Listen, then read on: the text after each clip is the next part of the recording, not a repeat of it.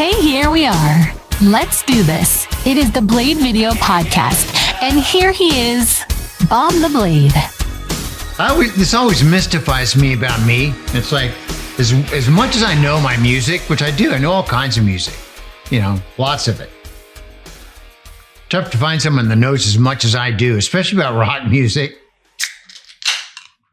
Tell you anything. I never can get the years right. When did that album come out? I don't know. The geeks out there, they'll know when it was number one. If you can tell me when every song was number one and what week, I don't want to talk anymore to you. As soon as I find out that someone knows Casey Kasem's top 40 and they know when the song was number one, I don't really want to talk anymore. It's a different thing than what I did for all those years. Keeping track of the top 40 hits with Casey Kasem, and playing album tracks on WQDR and WRDU for all those years, two different things. But I can't tell you what years. Played Winger, which I love. Can't Get Enough. And I know that's all part of the big hair scene in the late 80s, early 90s, right? Which I totally loved.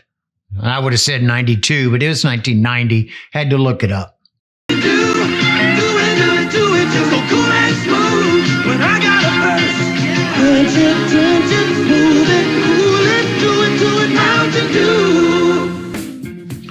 It's Mountain Dew, but I've switched over to Baja. I've had a Mountain Dew every day of my life since I was 18. I can't quit that. I can't quit soft drinks. I love soft drinks. To the point of the fact where I know the best ones and I know the worst ones. Best soft drink ever is Mountain Dew. And I think I've come to a milestone where I've changed over to Baja. Mountain Dew Baja is the greatest soft drink you can get, especially in 120 degrees in the summer. What a thirst quencher it is. How good it feels going down. I'm switching over to Baja from regular Mountain Dew. And the worst soft drink by far ever is Sprite. Never liked it. Not even the first sip. Where everyone says after the first sip of everything. It's always so good. The first sip and the first bite of everything you ever do is great. And after that, Sprite, not even the first sip is good. I'm not going to try to quit it, Brooklyn. I'm not going to try to quit it. That's one thing. I will not quit caffeine and I will not quit. And that is caffeine, trust me. I will not quit Mountain Dew. I'm just not going to. I have to quit everything. I always have to quit something. At this point in my life, I'm sick and tired of quitting everything. Smoking, drinking, pills, drugs, partying. I can't do anything anymore. I got to quit everything I start. You know why? Because I overdo it. I can't do anything sparingly. Moderation is overrated. Always my motto. Go big or go home. I'm still like that, but as I get older, now I'm starting to realize the value of the years of life that I have left. So I've got to fucking behave. But can I have Mountain Dew, please? God, I don't want a cigarette.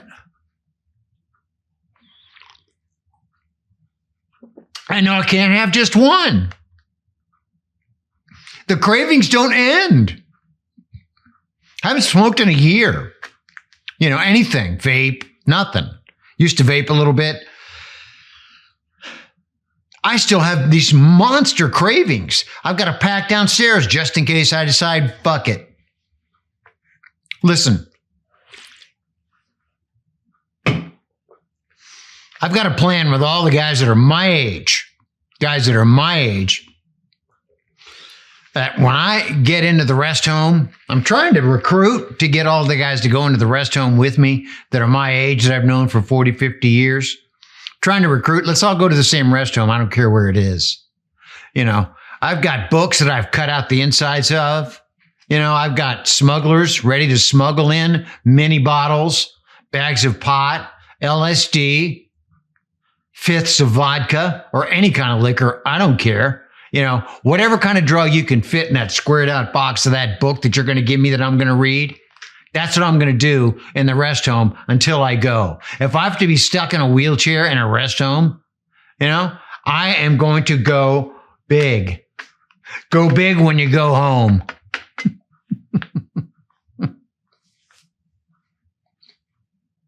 That's how I'm going to spend those days of my life.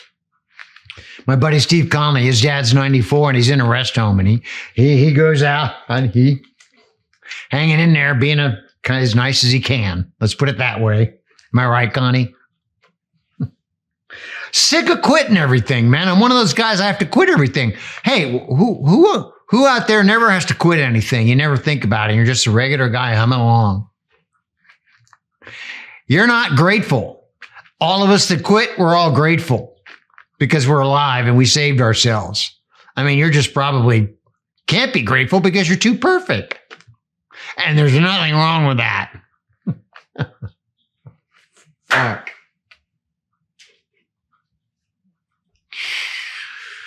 I was telling somebody about my little anxiety attack that I had for the past 6 months. Little anxiety for 6 months.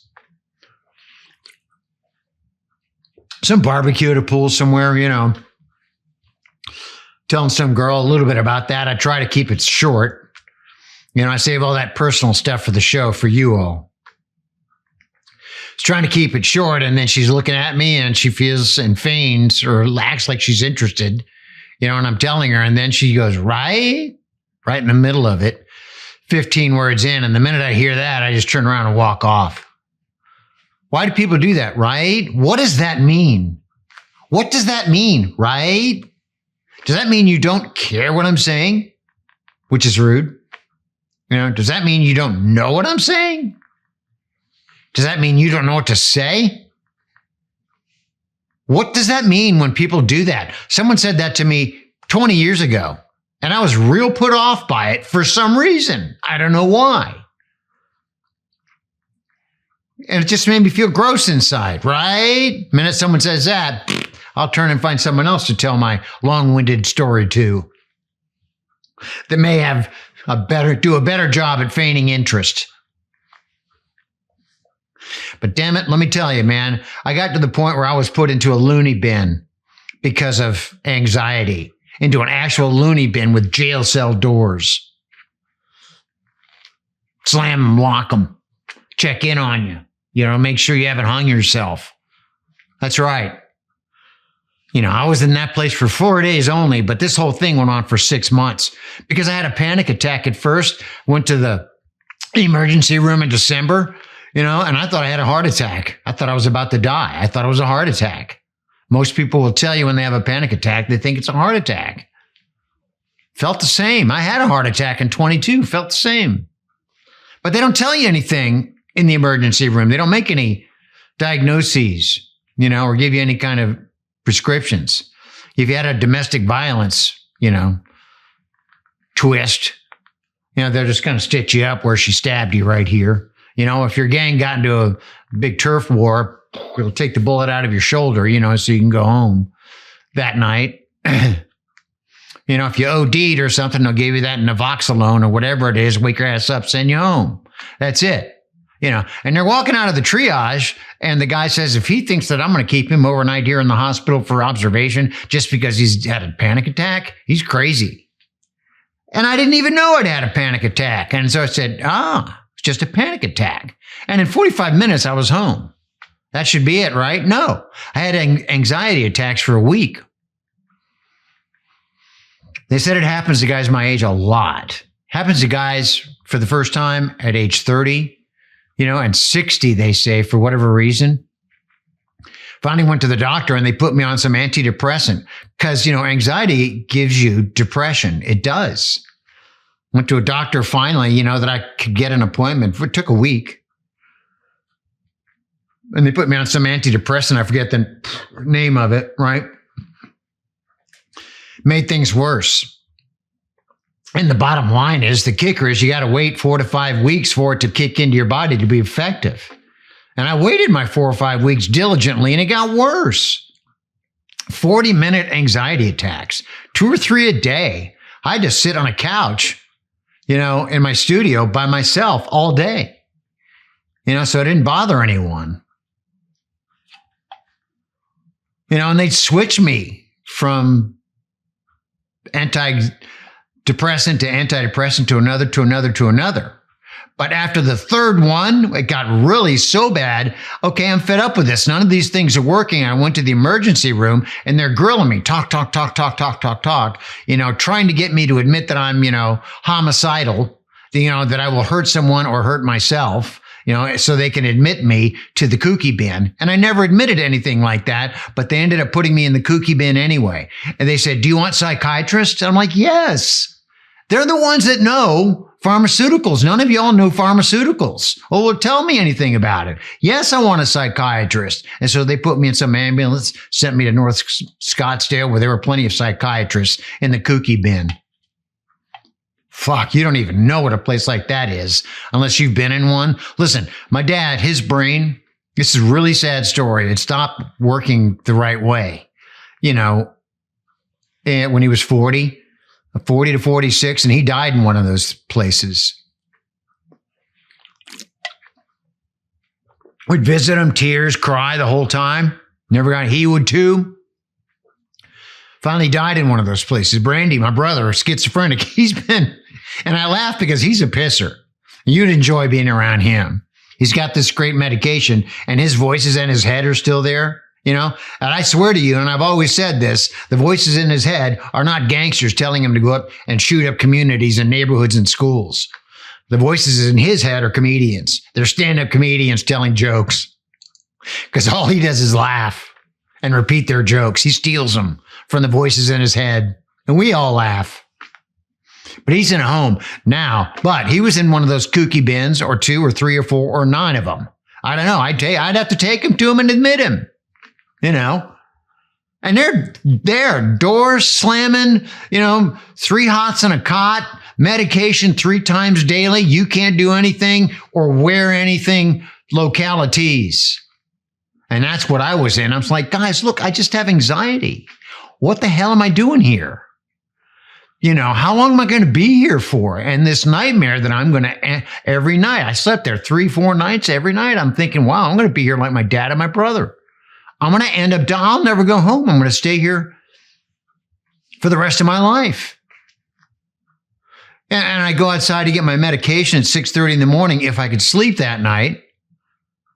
And there'd be 3 or 4 guys surrounding the poor women. They're trying to give out all the medications to everybody saying, you stupid bitches, you don't know what the hell you're doing. You don't know us.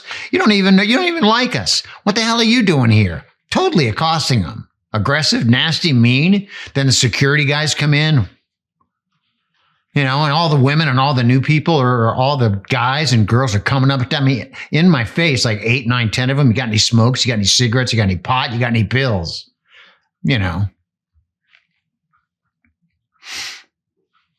All day.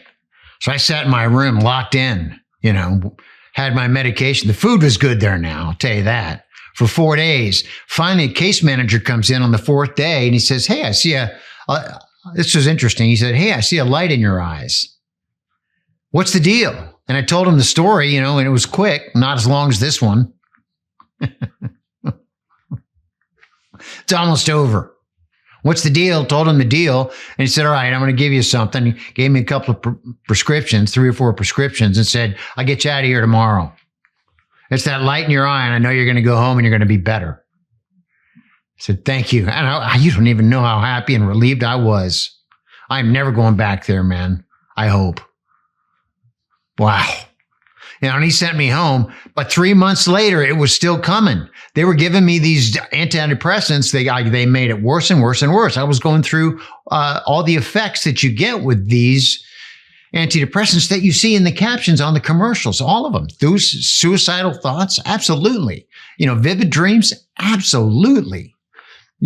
Sleep problems? Yes. Appetite problems? Everything. I went through this emotional upheaval when I was just like crying, for what reason I didn't know, and you don't know what thoughts you have are real and you don't know what thoughts you have are not real. Horrible way to go. So for 6 months, I sat on a couch, flatlined out. After all the medication, 100 milligrams a day of antidepressant stuff, I would just sit there and stare. No interest in anything. Now, I can see how that could be effective for serial murderers and killers out there. So I sat there for 6 months and just stared. I didn't watch TV. I didn't really eat. I'd get up and every now and then I'd turn on the water sprinkler or do the dishes. And that's it. Flatline. Now, look, man, I don't have a whole lot to offer this world, but I'll tell you one thing I do have is a little bit, somewhat of an engaging personality. And I made a living off of that for many years, 30 plus years. Somewhat engaging personality. That's all I have. And believe me, when you're eating 100 milligrams a day of, Sertraline, sitting on a couch, you don't have that. That's all I've got. I had nothing. Finally went to the guy and said, look, man, what are we going to do? I feel so bad. 6 months. He said, all right, this is my secret weapon. I've been saving it for you. Welbutrin, he says. Let's give it a shot. Let's give it a whirl. And this is a guy that's bouncing off the walls. He says, you'll be doing it for life. It'll make you happy. And, it's just a fantastic, last resort. So let's do it. And I was like, well, okay. I don't want to be bouncing off the walls and I don't want any medication. I don't want any dope. Can't believe I was saying that, but I was, and I meant it. Very first night, I'm up at 3 o'clock in the morning because I've had this dream, this very high definition dream, very high clarity dream on this backdrop. Everything's a backdrop, right? With me in the video business, the window backdrop, the green screen backdrop, the dresser drawer backdrop, the studio backdrop, the TV, all these backdrops. But it's this beautiful golden, like, charlatan cutlass sword that's like curled and pointed at the end. You know what I mean? And it's going around and around and around real slow. And every time the pointed part comes to my face, it throws blood spatter everywhere. And it was a beautiful sword, I'm saying. It was one of those swords that Blackbeard may use, or Alibaba and Abu Dhai or whatever, battle sword or something like that. And I sat there and watched it, and after about 4 or 5 spins of that thing, my backdrop was completely red with blood. And I said, all right, enough. Okay, I got it. And I woke up. Wow, what was that? What just happened? And I couldn't get back to sleep. 3 hours later, maybe at 6 o'clock in the morning, I got back to sleep and the dream continues. And it's an aerial drone view looking down into the desert, and there's 15, 20 men running around like a swarm of ants. And they're all bloodied, every one of them. Some are beheaded. And they're running around like crazy, blood everywhere. I wake up and did I do that? Did I do all that? And I am telling you, son, right here and right now, I don't know if I actually did that in real life or if it was a dream. Okay, enough of this, and I went to my doctor that day. I said, look, I'm coming in. Well, no, I'm sorry. No, I'm coming in. Yeah, I'm sorry. He's out for lunch and he's a full set. No, I'm coming in. And I did. And he was there and he met me, and he said, what happened? And I have never seen this guy shut up the way he did when I told him that story. I told him the story of that dream and he sat here like this.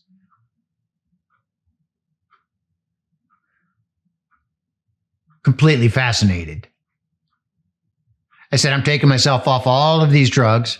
I'm going to wean myself off. And because that's why it is. That's why all this is happening. It's all these drugs. He says, okay. And so after a month, I'd weaned myself off. This made it to 6 months. 100 milligrams of 75 to 50 to 25 to nothing. And I woke up one morning 3 weeks ago when I felt normal. Here's how I know I felt normal. Because I went outside and my stupid sprinkler was sideways, spraying water up and spraying water into the ground. And I hate that. Pisses me off when it does that because the hose is crooked. So I have to go turn the hose and make sure, and I'm pissed. And that may be, friends, the first time I felt anything in 6 months. Damned irritable bastard that I am. I was happy because I was so irritated. Now that's living. I can be irritated whenever I want. That is living.